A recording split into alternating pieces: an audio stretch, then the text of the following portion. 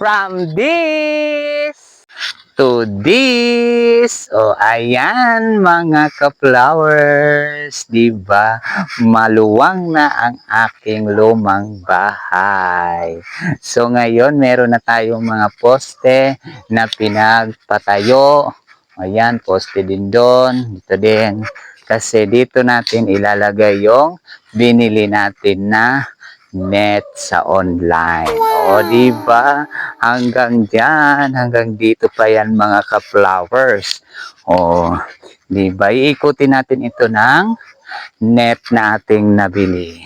O, dito naman, meron tayong gagawin dito ng kulungan din ng mga, para sa mga sisiyo, para hindi sila sisipunin. So, something. So, yan mga ka-flowers. Tingnan nyo, medyo baka nagtaka kayo, pinutol ko yung mga sanga dyan kasi balak kong bubungan itong aking poultry farm. O, diba? Poultry farm. O, diba? O, ganyan lang talaga. Another source of income. So, ayan.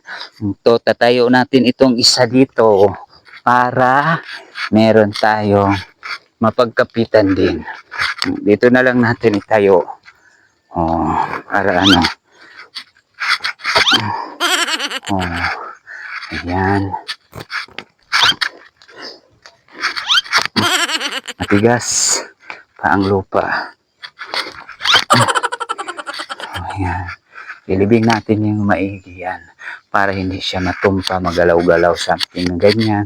Oh, diba? So, ayan, another na naman source of income natin, ang ating manukan. O, diba? Dahil sa panahon ngayon, kailangan natin maging madiskarte sa buhay. Dahil sobra na ang mahal ng mga bilihin.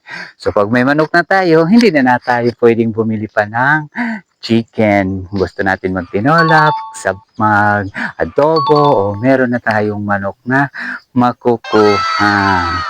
Oo, ang sayang naman ng bunga ng mangga na uhulog na tuloy. Pero dahil siguro sobrang dami ng bunga sa taas, ay nahulog na yan.